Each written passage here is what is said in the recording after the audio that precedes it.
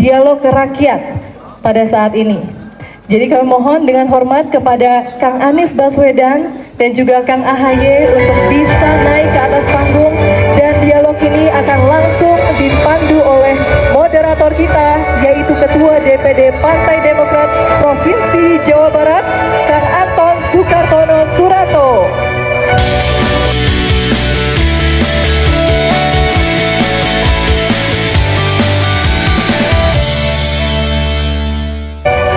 Dan untuk acara selanjutnya saya akan menyerahkan kepada moderator kita, Kang Anton. Kami persilahkan. Atur nuhun teh. Bismillahirrahmanirrahim. Sampurasun. Jawa Barat. Jawa Barat. Hurra! Hurra! Hurra! Terima kasih atur nuhun. Tepuk tangan untuk kita semua. Yang saya hormati dan yang saya banggakan, calon Presiden Republik Indonesia Bapak Kang Anies Rashid Baswedan, juga ketemu kita yang sangat kita banggakan, Kang Agus Harimurti Yudhoyono. Izinkan Akang berdua saya menjadi moderator pada hari ini untuk menyerap aspirasi dari masyarakat. Hanya sebagai informasi saja, yang hadir pada hari ini ialah 27 kabupaten kota se-Jawa Barat dari berbagai komunitas. Kalau saya cek satu dan satu, nanti habis waktunya. Jadi saya mulai dari sebelah kanan dulu. Baik, izin memperkenalkan diri. Sebelumnya terima kasih banyak atas kesempatan dan waktunya pada Bapak Moderator, Bapak Haji Anton, dan juga salam hormat dan juga salam hormat kepada Bapak calon Presiden dari Koalisi Perubahan, Kang Anies Rashid Baswedan. Tidak lupa juga yang saya hormati Bapak Ketua Umum Partai Demokrat, Kang Agus Harimurti Yudhoyono. Ini saya lanjutkan untuk pertanyaan. Nama dari mana, kemudian siapa? Nama saya Muhammad Aulia Rahman dari Kabupaten Bogor. Saya akan mewakili sebagian besar pemuda yang mudah-mudahan akan saya wakili seluruh Nusantara. Izin untuk sebelum melanjutkan ke pertanyaan, akan ada sedikit prolog yang akan saya sampaikan. Sangat besar angka di antara kami para pemuda di Indonesia ini rata-rata baru lulus dari tingkat pendidikan SMA maupun tingkat perguruan tinggi. Mungkin pertanyaan ini akan selalu disampaikan oleh para pemuda, khususnya saat ini, dan bahkan ketika kita ingat ke belakangnya, pertanyaan ini selalu dipertanyakan oleh para mahasiswa, para pelajar, para pemuda kepada para calon pemimpin bangsa, yaitu mengenai pengangguran yang semakin meningkat, khususnya untuk usia muda. Saya sangat sepakat ketika tingkat standar untuk mengikuti penerimaan calon pekerja itu diterapkan sangat tinggi. Tapi saya sangat tidak sepakat ketika standar yang tinggi itu tidak dibarengi dengan adanya tingkat pendidikan yang mumpuni. Jadi saya rasa untuk dia bisa bekerja, dia harus ada di kelas A. Tapi rata-rata alumni kita khususnya di daerah, mereka hanya ada di kelas C.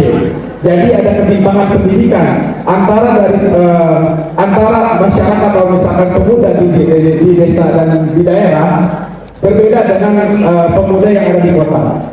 Nah, mungkin pada intinya, andaikan Kang Anies ini diberikan amanah oleh masyarakat Indonesia memimpin negeri ini, dan juga Kang Agus Harimurti Yudhoyono selaku ketua Partai Demokrat, yang insya Allah Partai Demokrat juga akan menjadi partai pemenang di 2024. Amin.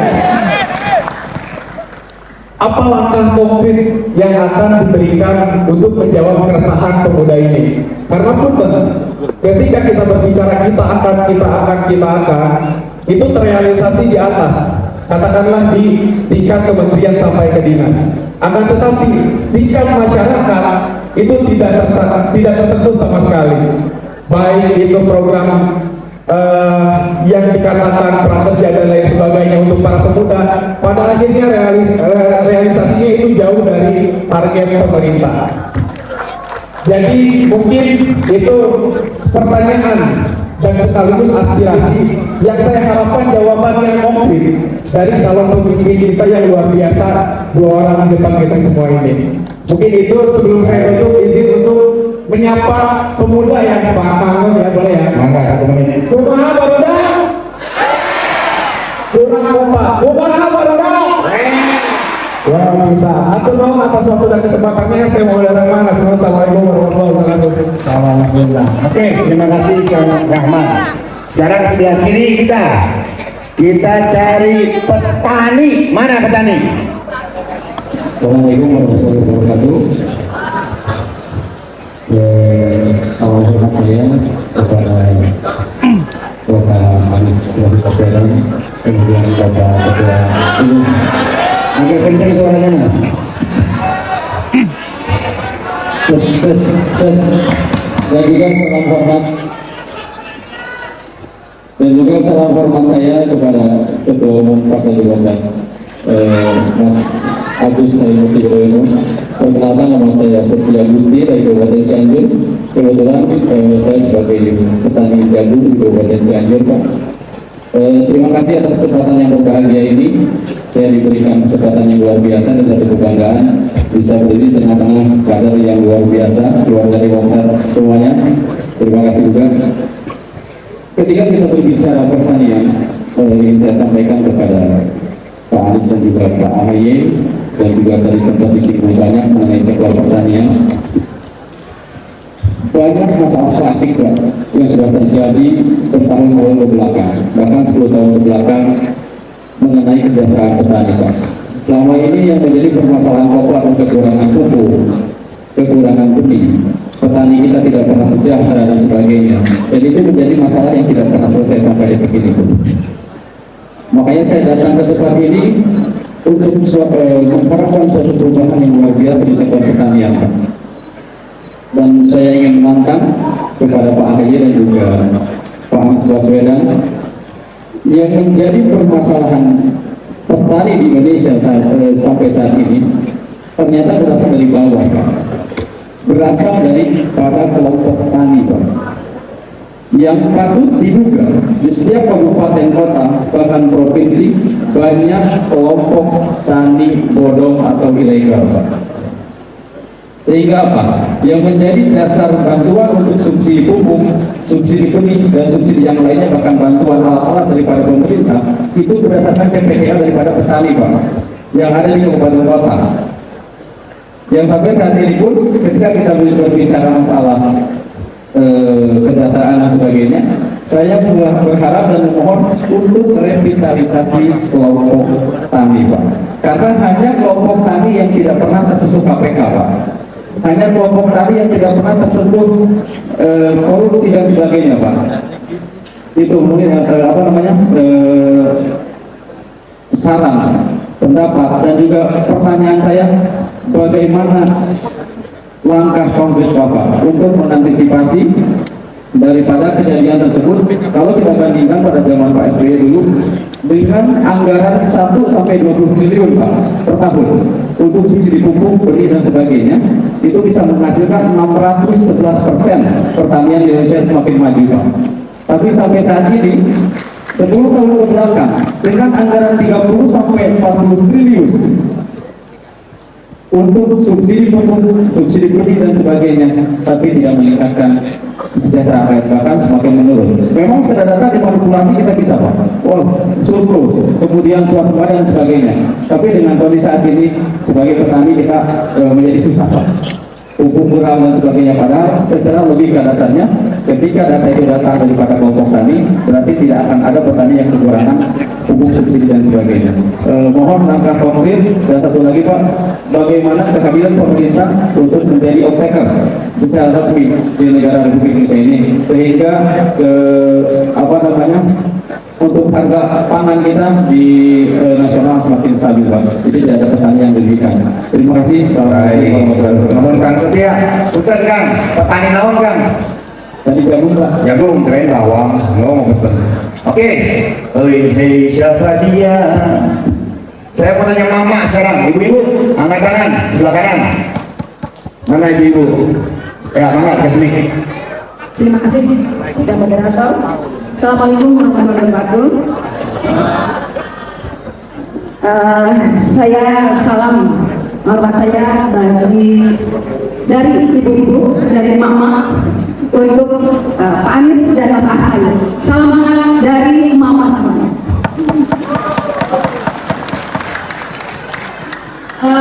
Pak Anies dan Mas Ahaye mungkin sudah mengetahui banyak permasalahan mengenai pemberdayaan perempuan dan permasalahan perempuan dan anak. Peningkatan pemberdayaan perempuan, walaupun di sana undang-undangnya Pak sudah ada, tetapi undang-undang ini belum tersosialisasikan dengan baik dan benar. Angka perceraian dari hari ke hari semakin meningkat, dikarenakan hanya yang satu hal adalah ekonomi keluarga. Dengan ekonomi keluarga yang lemah, akhirnya banyak yang menjadi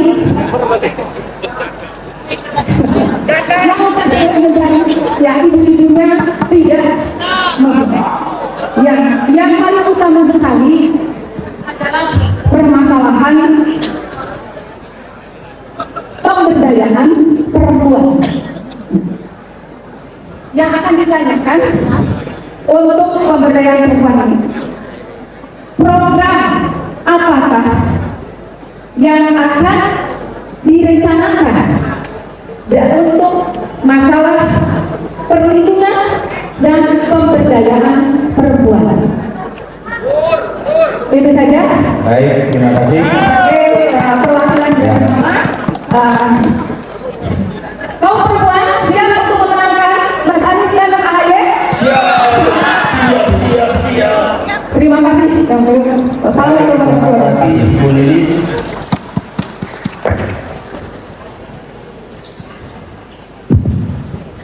Terima kasih untuk Bu Lilis, Kang Setia, Kang Rahma, dan Rahman ya sudah berbagi aspirasi.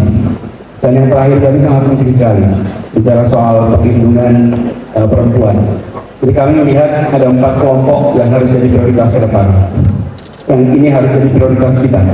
Kalau 4 kelompok ini kita prioritaskan dengan benar program-programnya, maka sisanya insya Allah akan tercover. Siapa itu? 1, perempuan, khususnya ibu hamil. 2, lansia. 3, penyandang disabilitas. Dan 4, anak. Bila 4 ini dapat prioritas perlindungan, prioritas untuk program-program memastikan mereka terlindungi dengan baik, maka yang lainnya akan terlindungi.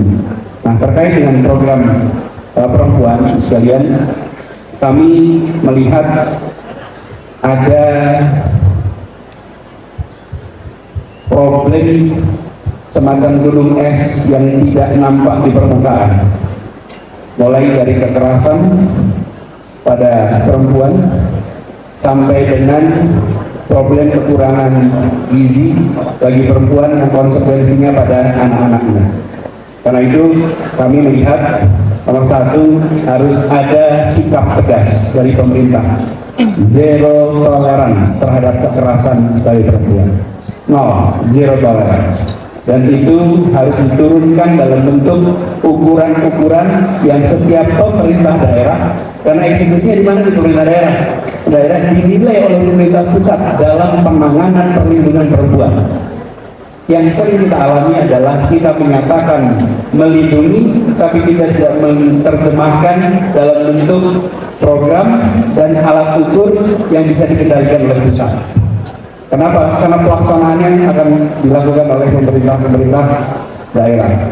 Kemudian yang kedua adalah terkait dengan aktivasi PKK. Ini terlewatkan dari perhatian. Padahal yang namanya dasawisma itu betul-betul perempuan-perempuan pegiat di tiap kampung, di tiap desa yang mengetahui kondisi real. Kami pernah mengalami di Jakarta minta tolong kerjasama dengan Jasa Wisma untuk pendataan. Mereka bisa mendata jauh lebih akurat, jauh lebih benar daripada petugas-petugas dari pemerintah. Karena mereka yang tahu kenyataan di lapangan. PKK adalah kunci, dan PKK ini mereka akan tahu sebelum problem itu memburuk, gejalanya mereka sudah tahu. Kenapa? Karena mereka berada di ujung tombak di tiap masyarakat.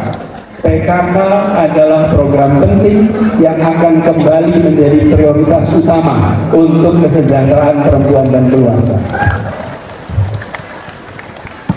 Para kader Jasa Wisma ini menjadi penting. Kemudian saya ingin garis bawahi sedikit, kita ingin ada program khusus bagi ibu hamil. Karena ibu hamil ini akan menentukan kualitas generasi masa depan, memastikan pasokan gizi yang benar bagi ibu dan bagi bayinya, sehingga setiap bayi yang lahir dia bukan sekedar angka statistik bonus demografi, tapi dia menjadi anak-anak generasi baru yang sehat, yang insya Allah potensinya bisa dikembangkan lewat pendidikan. Itu pertama.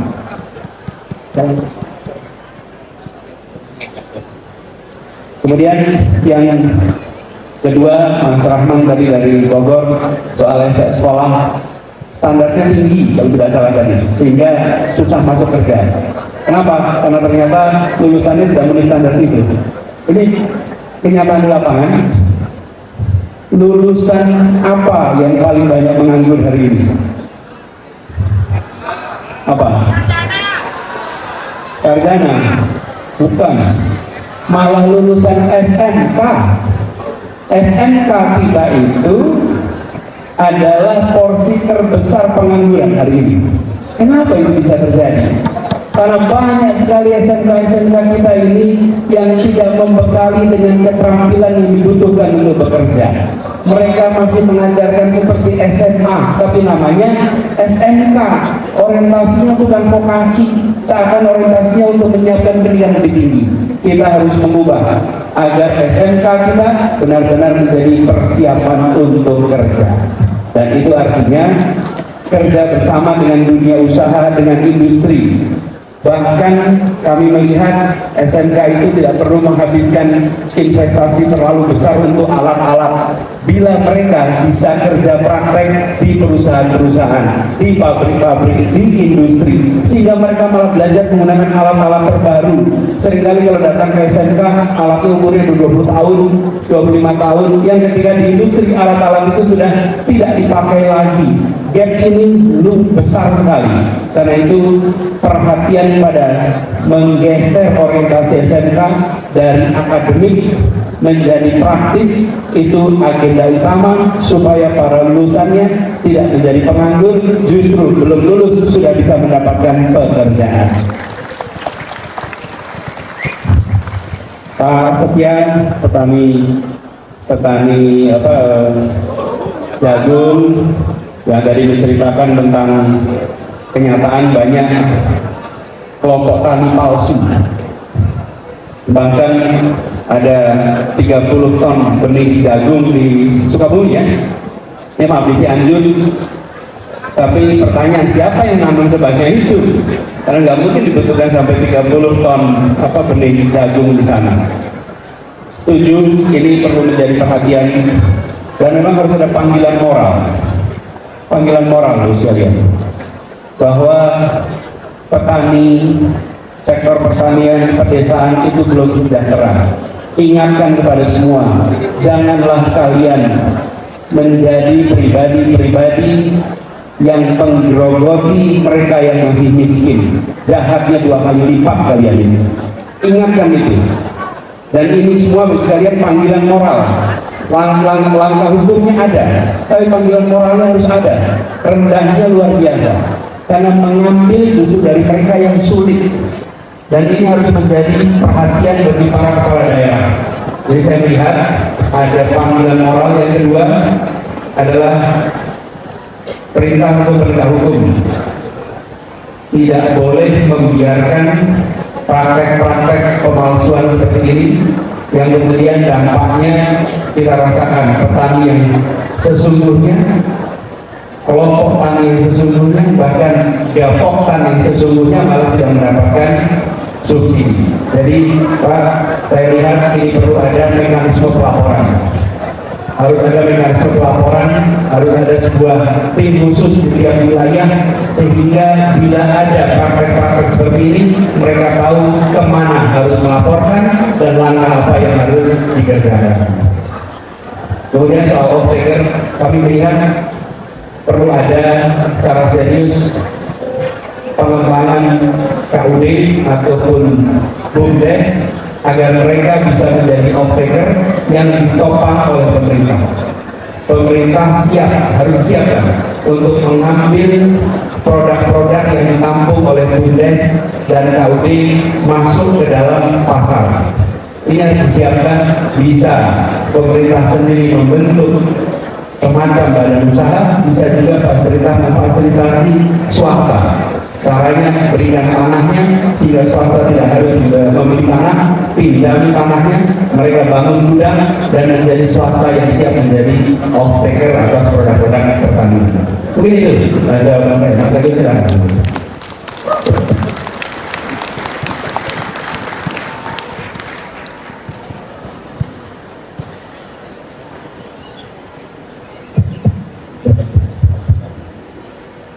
Terima kasih kepada Pak Anies. Sedikit sedikit suaranya. Saya satu juga. Dan satu.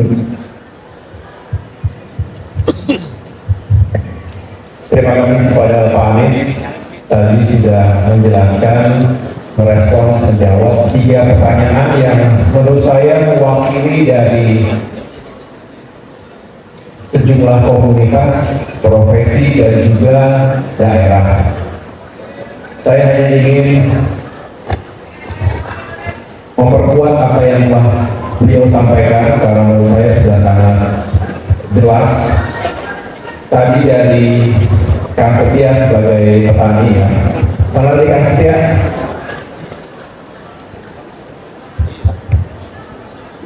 Masih ada ya? Bagus pertanyaannya, dan ini Kang Setia selalu muncul dari komunitas-komunitas petani lainnya di Indonesia. Kami berdua sering berkeliling Nusantara, sering melakukan dialog, dan paling sering termasuk diantaranya mendengarkan keluhan dari para petani kita. Dan ini penting ketika kita tahu negara kita masih ditetapkan sebagai negara agraris, artinya profesi petani ini menjadi sangat penting. Apalagi kalau kita berharap Indonesia juga terus membangun kemandirian dan ketahanan pangan. Kalau petaninya tidak sejahtera, jangan berharap banyak Indonesia bisa menjadi negara yang memiliki kemandirian pangan. Nah, tadi sudah dibahas bahwa ada masalah-masalah terkait dengan apa yang terjadi di sekitar petani itu sendiri. Ternyata kelompok tani yang banyak abal-abalnya ini menyusahkan para petani kita. Padahal kita tahu kelangkaan pupuk itu luar biasa, termasuk benih. Nah, disinilah kita akan perhatikan betul ke depan anggaran APBN, APBD itu benar-benar bisa diprioritaskan untuk membantu para petani kita, untuk memberikan subsidi yang dibutuhkan dan dijalankan tepat sasaran dengan pengawasan dan evaluasi yang ketat, supaya tidak ada lagi penyelewengan dan pelanggaran-pelanggaran yang dilakukan oleh para kelompok tani ilegal tadi. Selain itu kita juga menangkap permasalahan lain ya, Kang Setia, bahwa hari ini rata-rata usia petani kita itu makin tua, 70% di atas 50 tahun. Nah, generasi muda, generasi berikutnya juga banyak yang semakin enggan untuk melanjutkan profesi orang tuanya. Ini ada beberapa faktor. Selain tadi, ada keinginan untuk mendapatkan peluang di kota-kota besar, tidak dilarang. sesuatu yang wajar, tapi juga jangan sampai semua beralih menuju ke ibu kota. Tadi sampaikan oleh Pak Anies, padahal di desa juga banyak sumber-sumber penghasilan yang layak dan halal. Jika diyakinkan sektor pertanian kita juga memberikan bukan hanya manfaat tapi juga kesejahteraan bagi para petani dan keluarganya. Dengan demikian, haruslah negara hadir untuk meyakinkan agar para petani tadi kesejahteraannya meningkat. Nilai tukar petani jangan turun. Jangan kemudian ada kebijakan impor di saat para petani harusnya panen raya. Harusnya diperhatikan lebih baik terkait dengan modernisasi alat pertanian, teknologi dan lain sebagainya, termasuk dibantu pemasarannya. Infrastruktur juga demikian, bukan hanya yang sifatnya makro dan disampaikan ke Pak Capres kita, tapi juga infrastruktur yang menyentuh langsung sentra-sentra pertanian kita, sehingga bisa mentransportasikan hasil pertanian ke pasar, hasil pertanian dari desa ke kota. Itu yang harus kita perjuangkan ke depan. Kemudian Kang Rahman dan Kang Rahman, oke, bagus. Tadi pertanyaannya juga sudah direspon oleh Pak Anies. Yang jelas kita berharap ke depan ini generasi muda kita semakin berkualitas. Terlalu sering kita mendengar Indonesia punya bonus demografi, tapi menurut saya menjadi jargon yang tidak penuh makna jika tidak diikuti dengan pembangunan kompetensi dan kapasitas dirinya. Oleh karena itu saya setuju, semangatnya bagus sekali bagaimana anak-anak kita, apakah itu para pelajar SMA, para mahasiswa di perguruan tinggi, selalu mengejar peningkatan standar kualitas. SMK tadi disampaikan oleh Pak Anies harusnya yang paling tepat sasaran karena pendidikannya vokasional. Nah, disinilah negara dan pemerintah harus hadir membangun skema link and match. Jadi harus nyambung antara kebutuhan industri. Katakanlah kita sebagai negara agraris, kita ingin menguatkan industri pertanian kita, industri perikanan kita, atau suatu saat kita memperkuat industri di bidang otomotif misalnya. Oleh karena itu diketahui berapa kebutuhannya, apa saja kapasitas yang diperlukan, itu yang mempengaruhi pembenahan dan bisa dikatakan transformasi sistem pendidikan termasuk kurikulum kita. Jadi kalau hanya sekedar memetakan zonasi itu menurut saya belum bisa menjawab kebutuhan kapasitas pelajar termasuk juga mahasiswa kita untuk masuk ke dunia dan lapangan pekerjaan. Nah, mudah-mudahan kalau kita ke depan fokus pada upaya itu, ditambah lagi tadi kerjasama yang baik antara pemerintah, dunia usaha dan kalangan kampus, semangat Pak Anies tadi kolaborasi itu bisa menghadirkan solusi dan tentunya akan semakin baik untuk generasi muda ke depan kita. Yang terakhir dari teknis ya, karena dari teknis ini pertanyaan yang saya yakin banyak dalam benak kaum perempuan kita. Kita tahu kaum perempuan adalah tiang negara. Kalau kaum perempuannya kuat dan berdaya, insya Allah negara kita kuat. Ada yang mengatakan kalau Anda mendidik seorang laki-laki, maka sejatinya kita hanya mendidik laki-laki itu.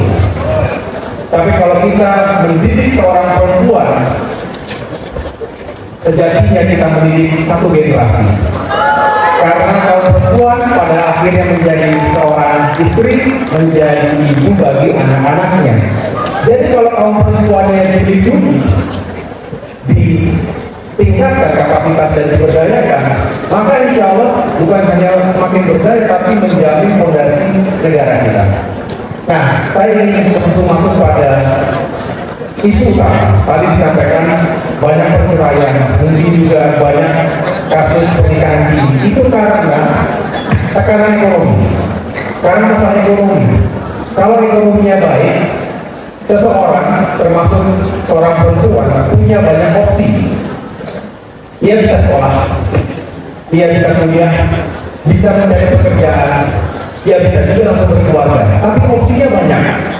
Tapi kalau tidak, maka opsinya saya daripada menyusahkan orang tua, lebih baik saya menikah. Nah begitu menikah, bagus, tetapi sering juga tidak memahami konsekuensinya, bahwa menikah di usia yang relatif muda itu tentu juga harus menyadari ada kebutuhan untuk memiliki kemandirian finansial sebagai keluarga. Disinilah butuh pendidikan, disinilah butuh bantuan ekonomi. Oleh karena itu, kaum perempuan tidak untuk dikasihani, tapi untuk dilindungi dan diberdayakan. Setuju kaum perempuan? Mana suara mama nih mama? Ini jangan kayak sinetron ya. Lebih baik kita cari solusinya. Kalau sinetron makin banyak, dramanya makin bagus. Tapi kalau kita ada kesulitan cari solusi, jangan banyak-banyak nih masalahnya. Nah, solusinya adalah banyak sekali kaum perempuan ini adalah pelaku UMKM, betul? Ada yang punya usaha ibu-ibu, punya warung, UMKM, warung atau ada usaha yang lainnya mungkin ya, baik itu punya warung kecil maupun punya dagangan online. Nah, ketika UMKM kita diberdayakan, diberikan dukungan termasuk modal, bantuan modal dan bergulir di sana. Dengan sendirinya kita mengembangkan UMKM, dengan sendirinya kita memberdayakan kaum perempuan. Nah, ke depan insya Allah Pak Anies ini saya tahu pendekatannya adalah keadilan, kesejahteraan untuk semua, termasuk kaum perempuan. Dengan demikian, mudah-mudahan ada jalan yang baik buat koalisi perubahan ini untuk bisa menghadirkan perbaikan untuk negeri kita, termasuk kaum perempuan. Saya pikir itu Bapak Ibu sekalian yang dapat saya tambahkan. Saya merasa senang sekali Mas Anies dan kehormatan juga dan Partai Demokrat. Beliau tadi baru landing dari Sumatera Barat. Jadi kemarin ada di Bandung, setelah itu terbang ke Padang hanya 12 jam, kemudian terbang lagi untuk bisa menyapa seluruh masyarakat yang ada di Bandung ini. Kalau masyarakatnya punya keinginan untuk bisa mencari solusi, tentu kami yang saat ini mungkin ada di partai politik, termasuk di Partai Demokrat, kami yang tengah berjuang ini juga harus lebih siap dan harus lebih mendengarkan lagi apa yang diharapkan oleh warganya. Saya pikir itu, terima kasih sekali lagi oleh saya menyampaikan kepada semua yang telah hadir. Terima kasih kepada panitia yang telah menyelenggarakan acara ini. Kurang lebihnya saya mohon maaf Mas Anies atas nama keluarga besar Partai Demokrat. Sebetulnya ini lebih panjang, tetapi kita tahu beliau ada kesibukan dan ada hal yang harus dihadiri secara langsung juga. Terima kasih. Salam untuk keluarga dimanapun berada. Wassalamualaikum warahmatullahi wabarakatuh. Waalaikumsalam warahmatullahi wabarakatuh. Hadirin berbahagia, itulah dialog rakyat yang telah kami simak bersama. Kami ucapkan terima kasih kepada Baca Pres Kang Anies Baswedan dan juga Ketua Umum Partai Demokrat Kang AHY.